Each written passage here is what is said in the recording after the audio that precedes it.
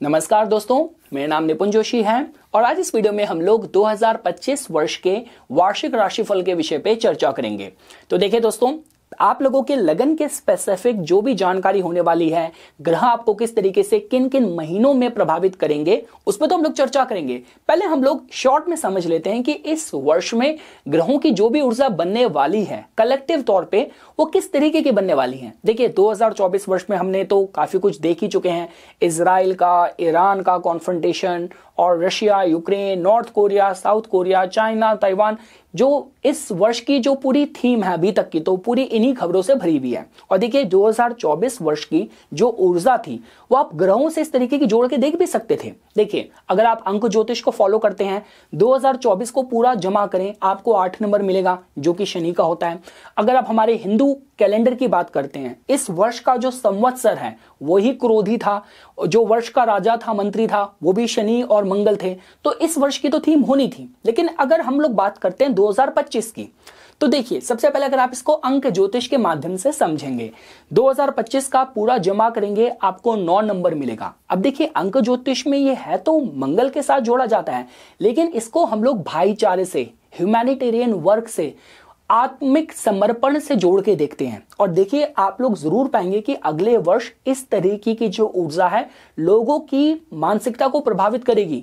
आज इस वर्ष में जो कि हर कोई यही बोल रहा है, यूनाइटेड नेशंस में आप जाइए, कंट्रीज के जो स्पोक्स पर्सन है, मिलिट्री स्पोक्स पर्सन है, वो यही बोल रहे हैं हम बदला लेंगे, हम ईंट का जवाब पत्थर से देंगे, हम एक मिसाइल हम पे दागी, हम 2 मिसाइल दागेंगे। लेकिन अगले वर्ष की जो ऊर्जा है, जहां पे बात करी जाती है भाईचारे की, जहां पे बात की जाती है पीस की, शांति की, तो ये सारी जो कॉजेज हैं, ये सारे जो प्रपोजल हैं, काफी ज्यादा इनको सहमति मिलेगी। अब देखिए दोस्तों, अगर आप लोग हमारे हिंदू नववर्ष कैलेंडर के माध्यम से भी बात करें, जो कि 30 मार्च से स्टार्ट होगा, जो हमारा चैत्र शुक्ल प्रतिपदा के हिसाब से बात करें, तो अगले वर्ष का जो संवत्सर है वही आपका विश्व वसु है। और जो अगले वर्ष के हमारे हिंदू कैलेंडर के माध्यम से जो राजा और मंत्री हैं वो सूर्य और चंद्र निकल के आते हैं, जो कि इस विषय में बताते कि जहां पे जो राजा है वो प्रजा का ध्यान देगा और जो कुछ भी फैसले होंगे उसमें सबका हित और भला जरूर होगा। अब हम लोग बात करते हैं अगर ज्योतिष के माध्यम से। देखिए आप लोग जानते हैं कि अगर हमें वार्षिक स्तर पे अगर हमें ग्रहों की ऊर्जा समझनी है, तो उस पे जो स्लो मूविंग प्लैनेट्स हैं, जैसे शनि ग्रह हैं, बृहस्पति ग्रह हैं और राहु केतु हैं, हमें उनके गोचर पे, परिवर्तन पे हमें ध्यान देना होता है। देखिए अच्छी बात क्या है कि अगले वर्ष, क्योंकि देखिए बृहस्पति ग्रह तो अपनी राशि को मतलब तकरीबन साल में वो बदलते ही हैं। अभी थोड़े अतिचारी हैं, बहुत स्पीड से चल रहे हैं, लेकिन उसके बाद भी वो 1 साल के भीतर उनकी राशि परिवर्तन की संभावनाएं होती हैं। लेकिन अगर आप शनि ग्रह की और राहु केतु की बात करते हैं, देखिए शनि ग्रह एक राशि में तकरीबन 2.5 साल तक रहते हैं, राहु केतु तकरीबन 1.5 साल तक रहते हैं। लेकिन अगले वर्ष की खास बात क्या है कि शनि देवता और राहु और केतु भी अगले वर्ष अपनी जो राशि परिवर्तन करेंगे। तो हम एक एक करके समझते हैं। देखिए शनि ग्रह जो कि भी गोचर में कुंभ राशि में अपनी मूल त्रिकोण राशि में गोचर कर रहे हैं, वो 30 मार्च को बृहस्पति ग्रह की मीन राशि में प्रवेश कर जाएंगे। देखिए दोस्तों, इसका जो सीधे परिणाम होंगे वो इस तरीके के होंगे कि जब हम बात करते हैं होलिस्टिक हेल्थ की बात करी जाए, मेंटल हेल्थ की बात की जाए, आपके जो भी ओशन कंजर्वेशन के कंसर्न्स हैं, जैसे हर वर्ष हम लोग ये सुनने में आता है कि यमुना की सफाई होगी, गंगा नदी की वहां पे सफाई होगी और जो ओशंस का लेवल बढ़ रहा है, तो इन सारे जो मैटर्स हैं इन पे काफी लोगों का ध्यान जाएगा। शनि ग्रह अगर देखिए सपोज कीजिए अगर वो मीन में होंगे, उनकी तीसरी दृष्टि देखेगी वृषभ को, तो मार्केट में लोग काफी अपना पैसा निकालेंगे। ये इकोनॉमी के स्लो डाउन की तरफ भी थोड़ा ये मतलब निर्देशन देती है। मीन राशि से जो शनि ग्रह है वो सीधी दृष्टि अपनी कन्या राशि को देंगे, तो जो हेल्थ इंडस्ट्री है, फार्मास्यूटिकल इंडस्ट्री है, उसमें रेगुलेशंस सरकार की काफी ज्यादा रहने वाली है। और शनि ग्रह की जो बहुत ही न्याय करने वाली जो दशम दृष्टि है वो देखेगी धनु राशि को। तो जैसा कि आप लोग जानते हैं, देखिए कि कहीं ना कहीं समाज में जो आइडियलिज्म है वो आप ज्यादा बढ़ावा पाएंगे। जहां पे जैसे हमने मुझे याद है एक आर्ट ऑफ लिविंग का एक इवेंट हुआ था जिसमें श्री रविशंकर जी ने सारे अलग अलग जो वर्ल्ड रिलीजन और कल्चरल सेंटर से जुड़े लोग हैं उन सबको जोड़ के एक इवेंट करा था। तो इस तरीके की ऊर्जा आप पाएंगे कि जहां पे मतलब एक स्पिरिचुअलिटी की बात की जाए, पीस की बात की जाए, इसको कहीं ना कहीं प्रधानता दी जाएगी। लोगों के जो भी कर्म है उसके अकॉर्डिंग उनको फल मिलेगा और आप पाएंगे कि अगले वर्ष वो सारे लोग जो कि किसी भी स्तर पे समाज सेवा कर रहे हैं, किसी भी स्तर पे मतलब बहुत ही चैरिटेबल हैं, समाज को उन्होंने बहुत कुछ योगदान दिया है, ये सारे लोग जो जेन्युइन लोग हैं वो एकदम से निकल के सबके नजर में आएंगे और उनको सम्मानित किया जाएगा। दोस्तों, अगर हम लोग बात करते हैं बृहस्पति ग्रह की, बृहस्पति ग्रह जो कि अभी वृषभ राशि में गोचर कर रहे हैं, जो कि शुक्र ग्रह की रूल राशि है, लेकिन 13 मई को वो बुध ग्रह की मिथुन राशि में प्रवेश कर जाएंगे। और उसके बाद आप एकदम से देखेंगे कि जो कम्युनिकेशन की जो इंडस्ट्री है वहां पे नए नए मतलब रिवॉल्यूशन होना, एकदम से मतलब कहते हैं इंफॉर्मेशन का ब्लास्ट आना, इस तरीके से आप पाएंगे। तो ये कोई आश्चर्य की बात नहीं है, क्योंकि राहु भी कुंभ में होंगे कि ऐसा हो सकता है कि अगले वर्ष जैसे एक बड़ा प्लेटफॉर्म अभी समाज में हम लोगों के पास है, जैसे फेसबुक है, एक्स है, आपका टिकटॉक है चाइना में, तो ऐसे और भी प्लेटफॉर्म्स आए कम्युनिकेशन के माध्यम में जहां पे लोगों को एक साथ जोड़ें। और अगर आप किसी भी तरीके से कम्युनिकेशन की इंडस्ट्री से जुड़े हैं, सेल्स, मीडिया, मार्केटिंग की इंडस्ट्री से जुड़े हैं, आप कोई प्रीचर हैं, कथावाचक हैं, उन सब के लिए बृहस्पति का मिथुन में गोचर करना एक अच्छी खबर के साथ जोड़ के देखा जा सकता है। देखिए दोस्तों, बृहस्पति ग्रह मिथुन में फल देने में उनको काफी जल्दी होगी, क्योंकि देखिए आप इमेजिन कीजिए 13 मई से लेकर अक्टूबर 19 को तो वो कर्क में बिल्कुल शुरुआती डिग्री में प्रवेश कर जाएंगे। वो बात अलग है, फिर वो वक्री होंगे, वापस इसमें आ जाएंगे मतलब, लेकिन कहने का मतलब ये कि बृहस्पति ग्रह काफी स्पीडी तरीके से जिस भी आपके कुंडली के क्षेत्र में मतलब जहां पे भी मिथुन राशि पड़ रही है आपके लगन के अकॉर्डिंग, वहां पे कहना कि ग्रोथ, ब्लेसिंग आप जरूर उसकी अनुभूति करेंगे। अब देखिए दोस्तों, इसके बाद अगर हम लोग राहु और केतु की बात करें, देखिए राहु ग्रह को कुंभ राशि के साथ जोड़ के देखा जाता है। शनि ग्रह के साथ साथ इसका जो स्वामित्व है वो राहु ग्रह के साथ भी जोड़ के देखा जाता है। तो राहु ग्रह यहाँ पे 19 मई को कुंभ राशि में प्रवेश कर जाएंगे। देखिए आप लोग जानते हैं कि जब भी ग्रह ऐसी राशि में प्रवेश करता है जहां पे उसका अपना नक्षत्र भी है, देखिए कुंभ के भीतर ही राहु ग्रह का अपना रूल करे जाने वाला सदभिषा नक्षत्र की ऊर्जा भी है। केतु सिंह राशि में प्रवेश करेंगे और वहां पे उनका अपना द्वारा रूल करे जाने वाला माघा नक्षत्र भी है। तो कहने का मतलब ये है कि राहु और केतु के गोचर के साथ भी आप पाएंगे कि रिजल्ट्स आपको बहुत अच्छे मिलने की संभावना रहेंगी। और देखिए राहु का जो कुंभ में प्रवेश होना है, इसको हम बोलते हैं कि जो न्यू एज गुरु होते हैं, जैसे 60 के दशक में जब वो हिप्पी कल्चर की एक वेव आई थी, इस तरीके से आप पाएंगे कि जब लोग जहां पे अलग अलग तरीके के जो कल्ट ग्रुप हैं, अलग अलग तरीके की जो मतलब ऐसे स्पिरिचुअल रिलीजियस ऑर्गेनाइजेशंस हैं, इनके बड़े संगठन निकल के बाहर सामने आएंगे। और आप पे पाएंगे दोस्तों, देखिए जब हम लोग राहु की कुंभ में बात करते हैं, राहु की बहुत ही ग्रेसफुल प्लेसमेंट है। ये कुछ ऐसी प्लेसमेंट है जहां पे राहु चाहता ही है कि तकनीकी माध्यम से, टेक्नोलॉजी के माध्यम से देश का, दुनिया का, जनता का, आम जनता का भला हो, लोग एकजुट हों। मैंने दोस्तों अभी एक जूम सेशन में बात कही थी, जब बात हो रही थी कि डोनाल्ड ट्रंप या कमला हैरिस में कौन आएगा, डोनाल्ड ट्रंप की पर्सनालिटी कैसी है, मैंने एक बात कही थी कि देखिए अगले वर्ष की ऊर्जा ऐसी है कि कोई भी यूएस के प्रेसिडेंशियल सीट में वो इंसान तो नहीं बैठ पाएगा कि जिसका जो स्वभाव है थोड़ा सा रेसिस्ट है, क्योंकि कुंभ का मतलब ही कि जहां पे सबका बराबर ख्याल रखा जाता है। तो कहने का मतलब है कि राहु का जो प्रवेश है कुंभ में होना, अगर आप technology, innovation, foreign trade, import export के क्षेत्र से जुड़े हैं, आर्टिफिशियल इंटेलिजेंस के क्षेत्र से जुड़े हैं, आपके लिए बहुत कारगर समय हो सकता है। और केतु का जो इसमें सिंह में प्रवेश करना और जो उनका स्पेशली जो माघ नक्षत्र वाला जो क्षेत्र है, जो कि काफी बाद में आएगा, लास्ट के 6 महीने में आएगा, लेकिन हाँ ये भी काफी ज्यादा अच्छी प्लेसमेंट है। जो भी आपके टैलेंट्स हैं, जिनके लिए आपको उपाधि मिलना, ध्वजा मिलना आपके लिए लंबे समय से अवेटेड है, ड्यू था, तो केतु का भी सिंह में प्रवेश होना आपके लिए एक सम्मान आपको मिले, कई पद प्रतिष्ठा मिले, उसके माध्यम से भी आपके लिए काफी पॉजिटिव योग गोचर में बनाएगा। तो ठीक है दोस्तों, ये मैं आप लोगों को एक बेसिक आइडिया देना चाहता था। अब हम लोग हमारे इस वीडियो को आपके कस्टमाइज्ड, आपके लगन के माध्यम से इस वर्ष की ऊर्जा आपके लिए कैसी रहने वाली है उसमें लेके चलते हैं। तो ठीक है दोस्तों, अब हम लोग इस वर्ष के वार्षिक राशिफल पे आपके मीन लगन के स्पेसिफिक अपनी चर्चा को शुरू करेंगे। तो देखिए दोस्तों, इससे पहले कि हम लोग इस चर्चा को शुरू करें, मैं अपने सारे मीन लगन के भाइयों को, मित्रों को, माताओं को नव वर्ष की शुभकामनाएं देता हूं। मैं ईश्वर से प्रार्थना करता हूं कि जो भी आपकी ईश्वरीय निमित्त सात्विक मनोकामनाएं हैं इस वर्ष पूरी हो और आपका स्वास्थ्य अच्छा रहे। तो देखिए दोस्तों, मैंने ऑलरेडी जो ये वार्षिक राशिफल की पूरी प्लेलिस्ट है अपने अंग्रेजी चैनल में अपलोड अपलोड कर दी है। वहाँ पे काफ़ी लोगों का कमेंट आ रहा था कि आप इसको हिंदी में भी अपलोड कीजिए। तो ये जो मैंने सारे अपने जो हैंड रिटन मैंने नोट्स बनाए थे उसी को मैं अनुवाद करके आप लोगों को यहाँ पे एक्सप्लेन कर रहा हूँ, और मैं पूरी उम्मीद रखता हूँ कि इसकी वजह से आपको अच्छा मार्गदर्शन अपने इस वर्ष को प्लान करने में मिलेगा। तो हम लोग सबसे पहले शुरुआत करते हैं इस वर्ष की जो थीम मैंने आप लोगों के लिए लिखी है।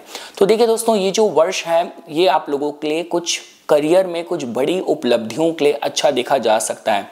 अगर आपको अपना कोई नया मतलब मकान लेना है, कोई वीज़ा के कंसर्न है, कार्य स्थान पे प्रमोशन वगैरह के हिसाब से इस वर्ष की ऊर्जा आप लोगों के लिए अच्छी है। देखिए, इस वर्ष आपको कोई भी वाद विवाद कोर्ट कचहरी के मैटर से अपने को बचा कर रखना है, क्योंकि शत्रु थोड़े से हावी हो सकते हैं। साथ ही साथ देखो, स्टॉक मार्केट में आपको कोई भी बड़ा रिस्क नहीं लेना, और जो भी क्रेडिट के लोन्स के जो मैटर हैं काफ़ी ध्यानपूर्वक आपको उनको डील करना है। देखिए, घर परिवार में कुछ मांगलिक कार्य होने की हिसाब से इस वर्ष की ऊर्जा आप लोगों के लिए अच्छी है। साथ ही साथ कोई पुराने कोई लव अफेयर वगैरह, कोई रोमांस वगैरह, आपका पुराना कोई ऐसा किसी के साथ बहुत स्ट्रॉन्ग कनेक्शन था, तो वो भी मतलब उस इंसान से रूबरू होना हो जाए। तो स्टार्टिंग के 4 महीने में इस तरीके की ऊर्जा थोड़ी सी स्ट्रॉन्ग है। अब ये मैंने किस बेसिस पे सारा लिखा है, जब हम एक एक करके सारे भाव को कवर करेंगे, मैं आपको एक्सप्लेनेशन दूंगा, आप लोगों को समझ आ जाएगा। तो देखिए दोस्तों, हम लोग सबसे पहले शुरुआत करते हैं आपके लगन से, जो कि आपके स्वास्थ्य के बारे में, आपकी फेम के बारे में, और आप कितने विश्वास और कितनी आपकी अपनी जीवन में पकड़ रहेगी इस वर्ष अपने लक्ष्यों को चेज करते वक्त। देखिए, हम लोग सबसे पहले आपके लगन से शुरुआत करते हैं, जो कि आपके स्वास्थ्य के बारे में, आपकी हेल्थ के बारे में बताता है। तो देखिए, इस भाव में शनि ग्रह का प्रवेश होना आपके लिए एक नई जिम्मेदारियों की साइकिल स्टार्ट करेगा, जिसका मतलब ये है कि अब जीवन के जो भी मैक्सिमम आपकी परीक्षाएं ली जाएंगी वो आपकी शनि ग्रह लेने के लिए आपके लगन में उनका प्रवेश हो रहा है। और साथ ही साथ देखिए दोस्तों, आपको ये भी नहीं भूलना चाहिए कि शनि ग्रह आपके लगन के माध्यम से क्या भूमिका प्ले करते हैं। वो उनके पास स्वामित्व है आपके लाभ और हानि दोनों भावों का। इसका मतलब ये है कि लाइफ आपको ऐसी सिचुएशन में लेके आएगी जहाँ पे सही निर्णय, बहुत ही नाप तोल के निर्णय आपको लेना पड़ेगा। आप ऐसा महसूस करेंगे कि यार, मैं जहाँ पे भी जा रहा हूँ लोग मुझे जज कर रहे हैं। अगर आप ऑलरेडी किसी बड़ी भूमिका में, किसी बड़ी पब्लिक सीट पे हैं, तो आपको लगेगा कि एकदम से लोगों की एक्सपेक्टेशन है तो आपसे बढ़ जाएगी, या मतलब लोग आपसे उम्मीद ज़्यादा करेंगे। ये मैं आपको इन शॉर्ट में कहना चाहूँगा। और वर्क प्रेशर भी थोड़ा सा बढ़ सकता है। साथ ही साथ देखिए दोस्तों, बृहस्पति का इस वर्ष आपके चतुर्थ भाव में प्रवेश करना, जो कि आपके लग्नेश हैं, इस विषय में बताता है कि इस वर्ष काफ़ी लोग होंगे मीन लगन के जातक जो अपनी लाइफ को सिक्योर करने के लिए कुछ बड़ी इन्वेस्टमेंट, चाहे बिजनेस में, फैमिली लाइफ में करने की तरफ काफ़ी ज़्यादा प्रेरित रहेंगे। और साथ ही साथ देखिए दोस्तों, स्वास्थ्य का आपको थोड़ा सा ध्यान रखने की मैं सलाह दूंगा, और कोई भी छोटी मोटी जो मतलब अगर कोई हेल्थ से रिलेटेड कंसर्न होते हैं उनको नज़रअंदाज मत कीजिएगा, हल्के में मत लीजिएगा। हम आते हैं आपके द्वितीय भाव में, जो कि बताता है आपके परिवार के विषय में, आपके धन के विषय में, आपकी वाणी, आपके संस्कार के विषय में। देखिए दोस्तों, यहाँ पे हम लोगों को ऊर्जा मिलती है मंगल ग्रह की। मंगल ग्रह आपके द्वितीय, आपके नवमेश होके पहले 6 महीने में वो नीच के रहेंगे, जिसका मतलब ये है कि आपको कोई भी जो फाइनेंशियल रिस्क है बहुत सावधानी पूर्वक लेना है। केतु की स्थिति है आपके 6ठे भाव में रहेगी, जो कि दोबारा से लोन्स वगैरह के मैटर में आपको कोई भी ढिलाई नहीं बरतनी।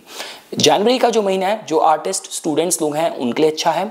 फरवरी मार्च का महीना जो भी भूमि से रिलेटेड रियल्टर्स हैं उनके लिए अच्छा है। अप्रैल मई जून का महीना जो भी लोग आर्टिस्ट हैं उनको थोड़ा सा मतलब कोई भी मतलब काम तो आपको मिलता रहेगा, लेकिन खासकर वो लोग जो स्टॉक मार्केट में डील करते हैं उनको थोड़ा सावधानी बरतनी है। जुलाई का महीना थोड़ा सा मतलब आपको वाद विवाद में उलझा सकता है, आपको बच के रहना है। अगस्त और सितंबर का महीना व्यापार के लिए अच्छा है। अक्टूबर, नवंबर, दिसंबर का महीना यात्राओं के लिए और करियर सक्सेस के लिए अच्छा है। अगर हम बात करते हैं आपके तृतीय भाव की, देखिए दोस्तों, तृतीय भाव आप लोगों का बताता है आपके बल, पराक्रम, कम्युनिकेशन, छोटी मोटी यात्राएं, भाइयों से, दोस्तों से आपके कैसे संबंध रहने वाले हैं, कितना सहयोग मिलने वाला है। यहाँ पे आप लोगों को ऊर्जा मिलती है शुक्र ग्रह की वृषभ राशि की, जो मैंने आप लोगों के पॉइंट्स लिखे हैं कि इस भाव में आपके शनि ग्रह की तीसरी दृष्टि 30 मार्च के बाद पड़नी शुरू होगी। जिसका मतलब ये है, कोई भी काम शुरुआत करने में अगर आपको स्टार्टिंग में थोड़ा मतलब रेजिस्टेंस फेस करना पड़ता है, लोग मना कर रहे हैं, सहयोग नहीं कर रहे, काम रुक रुक के हो रहा है, तो अपने प्रयास करने आपको कम नहीं करने, काम को आधे में नहीं छोड़ना, क्योंकि यहाँ पे शनि ग्रह थोड़े से डिले कर सकते हैं, प्रयत्न आपसे बढ़वा सकते हैं। साथ ही साथ देखिए, जितना अगर आप आत्मनिर्भर रहेंगे इस वर्ष अपने कामों को करते वक्त, उतना आपके लिए ज़्यादा अच्छा रहेगा। साथ ही साथ देखिए दोस्तों, वो सारे लोग जो परफॉर्मिंग आर्टिस्ट हैं, फ्रीलांस हैं, सेल्फ एम्प्लॉयड लोग हैं, उन लोगों के लिए मैं कह सकता हूं कि जितना आप ज़्यादा मेहनत करेंगे, कंसिस्टेंट रहेंगे, उतना आपके लिए अच्छा रहेगा। और कोई भी डॉक्यूमेंट, लिखा पढ़ी कागजी काम आपको बहुत सावधानी पूर्वक करना है। देखिए आपके लिए जनवरी फरवरी का जो महीना है, तब आपके जो तृतीयेश और आपके जो अष्टमेश हैं, उनका गोचर आपके 12वें भाव में फ्रेंडली राशि से होगा। उसके बाद वो एकदम से उच्च के हो जाएंगे, तो जो कि आपके लिए जनवरी फरवरी का महीना आपकी पब्लिक इमेज के लिए अच्छा है, ओवरसीज अपॉर्चुनिटी के लिए अच्छा है। मार्च और अप्रैल का महीना थोड़ा सा सेंसिटिव है, क्योंकि ग्रहों का कॉन्सेंट्रेशन आपके प्रथम भाव में रहेगा, और जहां पे आपके तृतीयेश मतलब वो वक्री भी रहेंगे। तो ये समय होगा जब आप लाइफ में काफ़ी अपने प्लान्स, अपने स्ट्रैटेजी, जीवन की दिशा पे काफ़ी ज़्यादा गंभीरता से आप अध्ययन करेंगे, विचार विमर्श करेंगे। साथ ही साथ देखिए, पर हाँ, एक बात अच्छी है कि आपका मैग्नेटिज्म, आपका जो आकर्षण है लोगों को अपनी तरफ आकर्षित करने का, वो बहुत स्ट्रांग रहेगा। साथ ही साथ जो मई जून जुलाई का महीना है, मई जून जुलाई अगस्त, ये छोटी मोटी यात्राओं के लिए, romance, hobbies, artist, influencer, counsellor, coach, उन सब के लिए अच्छा है। सितंबर अक्टूबर का महीना मतलब स्टूडेंट्स के लिए अच्छा है, और किसी भी आपको ऑन द जॉब ट्रेनिंग में इन्वेस्ट करना है उसके लिए अच्छा है। नवंबर दिसंबर थोड़ा सा आपको संभावित करता है, जहां पे या तो अपने जीवन साथी के साथ या तो व्यापार में कुछ हानि वगैरह की ऊर्जा बन सकती है। हम बात करते हैं आपके चतुर्थ भाव के विषय में। दोस्तों यहाँ पे आप लोगों को ऊर्जा मिलती है मिथुन राशि की, जहां पे आपके लग्नेश का इस वर्ष गोचर होना है। चतुर्थ भाव जो कि आपके भूमि के, आपके वाहन के, आपके आंतरिक सुख संतुष्टि के विषय में बताता है, सुख सुविधा के साधनों के विषय में बताता है। तो देखिए दोस्तों, बृहस्पति का यहाँ पे प्रवेश होना 13 मार्च के बाद आपको मतलब घर में कुछ मांगलिक कार्य भी होंगे, और साथ ही साथ कुछ आपको घर में रेनोवेशन करना है, कुछ मतलब कुछ पाठ वगैरह करवाना है, लोगों को होस्ट करना है, पार्टी होस्ट करनी है, उसके लिए भी अच्छा है। साथ ही साथ देखिए वो सारे लोग जो टीचिंग, ट्रेनिंग या आप कोई भी बड़ी कुछ इवेंट ऑर्गेनाइज करना चाहते हैं, बड़ी बड़ी संस्थाओं के साथ मिलकर कुछ कार्य करते हैं, तो उन कोई एग्जीबिशन, इवेंट, सेमिनार्स वगैरह करते हैं, उन लोगों के लिए भी अच्छा है। साथ ही साथ देखिए, शनि ग्रह का लगन में होना और केतु का छठे भाव में होना थोड़ा प्रेशर वाला समय होता है, लेकिन अच्छी बात क्या है कि बृहस्पति का चतुर्थ भाव में होना लाइफ जितना मर्जी प्रेशर डाले, उनके समाधान के लिए, सुख के लिए, शांति के लिए, सुकून के लिए आप दामन ईश्वर का ही थानेंगे, उसके हिसाब से ये अच्छा है। अब हम आते हैं आपके पंचम भाव में। देखिए पंचम भाव में आपके हमें ऊर्जा मिलती है चंद्र की। अब देखिए चंद्र ग्रह की खास बात क्या है, वो तो देखिए एक राशि में 2.25 दिन रहते हैं, तो ट्रांजिट में जहां पे भी जाएंगे उस भाव में जो योग बनेगा उस तरीके की आपकी ऊर्जा रहने वाली है। लेकिन फल कहाँ से मिल रहे होंगे, वो पंचमेश के ही मिल रहे होंगे। तो जो मैंने आप लोगों के लिए फल लिखे हैं कि आपके डेली बेसिस में जो आपकी ऊर्जा शिफ्ट होगी आपके पंचमेश के गोचर से, तो उस तरीके से की होगी कि उनकी जब युति बृहस्पति से होगी आपके चतुर्थ भाव में 13 मई के बाद, तो वो 2.25 दिन की ऊर्जा थोड़ा सा ऑप्टिमिस्टिक रहने के हिसाब से बात करी जाए और घर परिवार के मैटर्स में बहुत एक्टिवली इंगेज रहने के हिसाब से अच्छी की जा सकती है।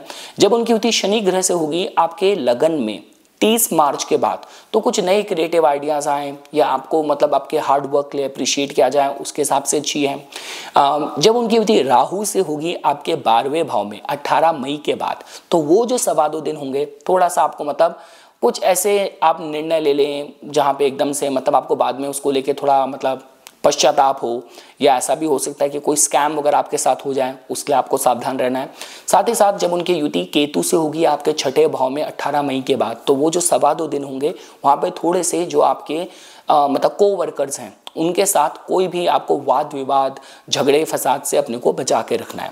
हम आते हैं आपके छठे भाव में। देखिए आपका जो छठा भाव है ये आपका रोजमर्रा के जीवन को रोग रिपु रण हम लोग छठे भाव से देखते हैं।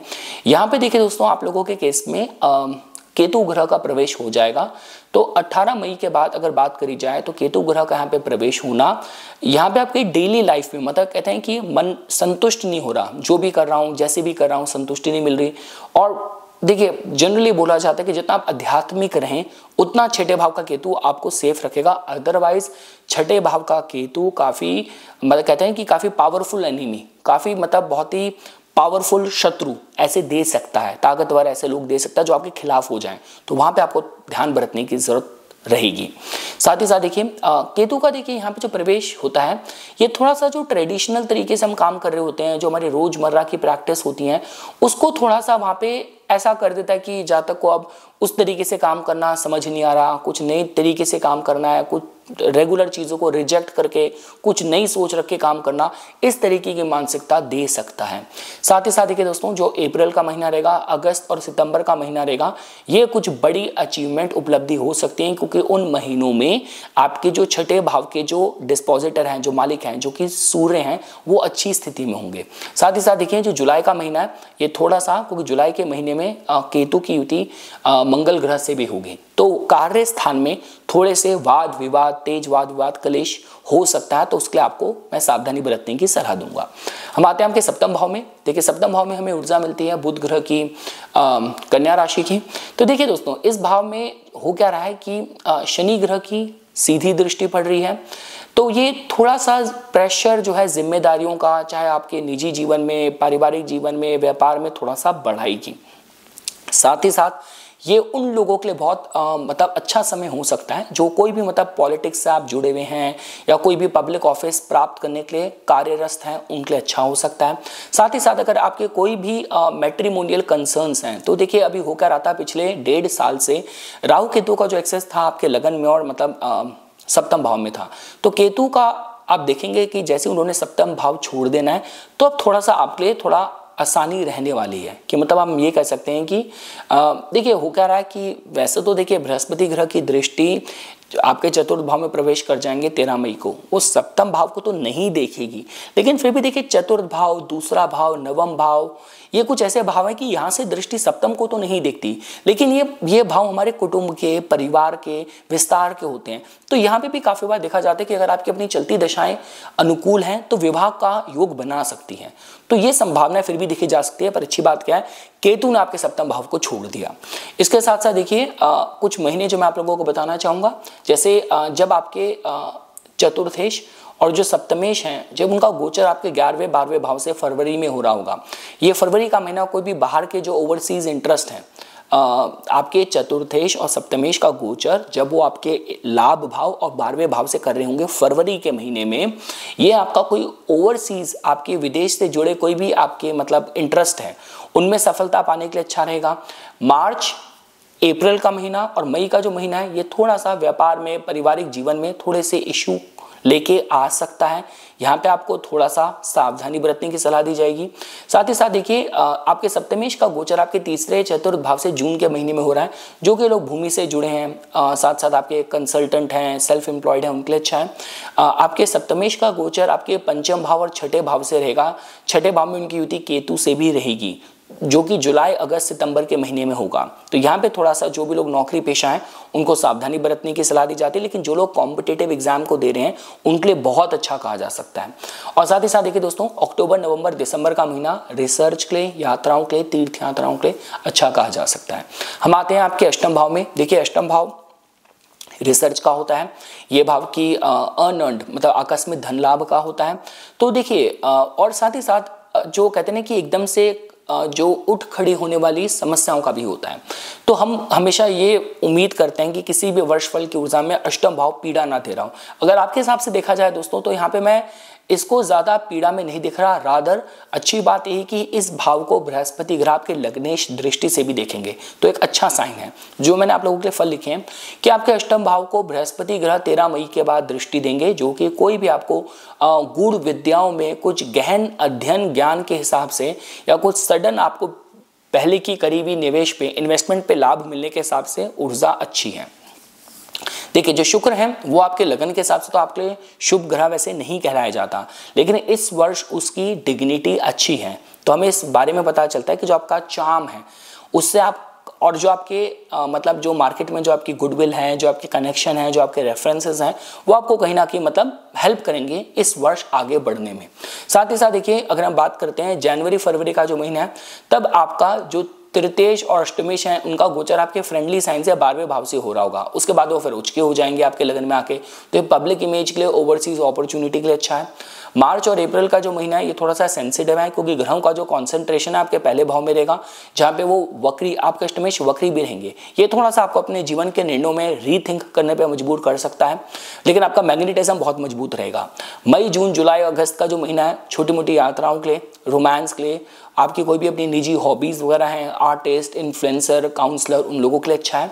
सितंबर अक्टूबर का जो महीना है वो स्टूडेंट्स के लिए और अपनी ऑन द जॉब ट्रेनिंग में इन्वेस्ट करने के लिए अच्छा है। और नवंबर दिसंबर का जो महीना है थोड़ा सा आपके पार्टनर के साथ या व्यापार में कुछ मिसअंडरस्टैंडिंग की ऊर्जा क्रिएट कर सकता है। हम लोग आगे बढ़ते हैं दोस्तों। अगर हम बात करते हैं आपके नवम भाव से रिलेटेड, देखिए नवम भाव हमारे फेथ का होता है, हमारी हायर स्टडीज़ का होता है, यात्राओं का होता है। देखिए आप लोगों के केस में यहाँ पे हम लोगों को ऊर्जा मिलती है मंगल ग्रह की। तो देखिए जैसा कि मैंने कहा था कि आपके जो द्वितेश हैं और जो आपके नवमेश हैं वो इस वर्ष के शुरुआत में मतलब आपके पंचम भाव में काफ़ी समय व्यतीत करेंगे। तो जिसकी वजह से कहा जा सकता है कि देखिए मैंने यहाँ पे जो आपके लिए फल लिखे हैं वो लिखे हैं कि आपके जो द्वितेश और नवमेश हैं वो इस वर्ष की शुरुआत करेंगे आपके पंचम भाव से और समाप्त करेंगे नवम या दशम भाव में। तो जिसका मतलब ये है कि इस वर्ष आपको ज्ञान प्राप्ति के लिए या और लोगों के थ्रू, यह हो सकता है कि चाहे ये समस्याओं के थ्रू, रोज़मर्रा की प्रॉब्लम को सॉल्व करने के थ्रू या किसी भी तरीके से आपके लिए लर्निंग के हिसाब से ये वर्ष की ऊर्जा आप लोगों के लिए अच्छी है। साथ ही साथ देखिए आपके जो नवमेश का काफ़ी जो लंबा समय है जो वो व्यतीत करेंगे पंचम भाव में, फिर केतु से उनकी युति छठे भाव में भी होगी।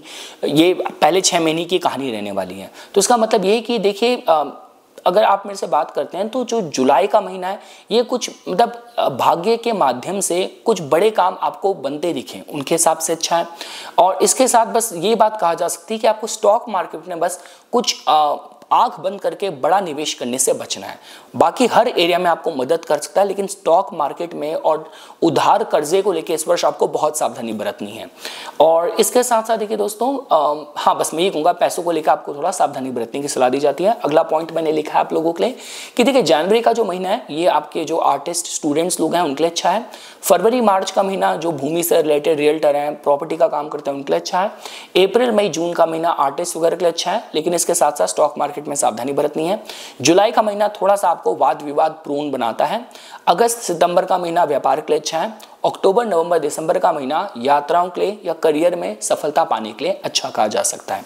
हम आते हैं दोस्तों आपके दशम भाव में। देखिए जो आपके दशम भाव में हम लोगों को ऊर्जा मिलती है यहाँ पे आपके मतलब जो आपके लग्नेश बनते हैं बृहस्पति, उन्हीं की राशि की। तो देखिए दोस्तों आपके दशम भाव में इस वर्ष खास बात ये रहने वाली है कि इस भाव को, इस राशि को, धनु राशि को डुअल दृष्टि प्रभावित करेगी। मतलब जो बृहस्पति हैं वो तो अपनी सीधी दृष्टि से देखेंगे, शनि ग्रह लगन से अपनी दशम दृष्टि से भी देखेंगे। तो उसका मतलब ये है कि ये वर्ष आपका मतलब जो भाग्य का आपको सहयोग मिलेगा, ओमन्स आपको सहयोग करेंगे और भाग्य के सहयोग से चाहे कार्य स्थान में प्रमोशन प्राप्त करने की बात की जाए, कुछ बड़े प्रोजेक्ट आपको मिले उनके हिसाब से, आपके फेम के हिसाब से, या मतलब बड़े बड़े लोगों से आप संपर्क में आए, इस माध्यम से भी ऊर्जा इस वर्ष की दशम भाव से रिलेटेड आपके लिए अच्छी है। हम आते हैं आपके लाभ भाव में। देखिए आपके लाभ भाव में देखिए लाभ भाव में आपके हमें मिलती है शनि ग्रह की मकर राशि की ऊर्जा। इस राशि को इस वर्ष मेजरली बृहस्पति जैसे ही मिथुन में जैसे ही मूव करेंगे 13 मई को, उसके बाद इस राशि को, इस भाव को बृहस्पति और शनि दोनों की दृष्टि प्रभावित नहीं करी। शनि तो इसका स्वामित्व रखते हैं ऑब्वियसली। तो जो मैंने आप लोगों के लिए फल लिखे हैं, देखिए कि आपके लाभ भाव को इस वर्ष ना तो कोई स्लो मूविंग ग्रह ना तो यहाँ पे स्थित है, ना वो अपनी दृष्टि से प्रभावित कर रहा है। तो जिसका मतलब कि आय में निरंतरता रहेगी, उसमें कुछ मेजर अड़चन नहीं दिख रही। इसके साथ साथ देखिए जो आपके मतलब एकादशेश का जो गोचर है वो आपके लगन में होगा। तो ये इस विषय में बताता है कि भाग्यवश कुछ नई नई अपॉर्चुनिटीज आप अपनी तरफ आकर्षित करने में सफल होंगे।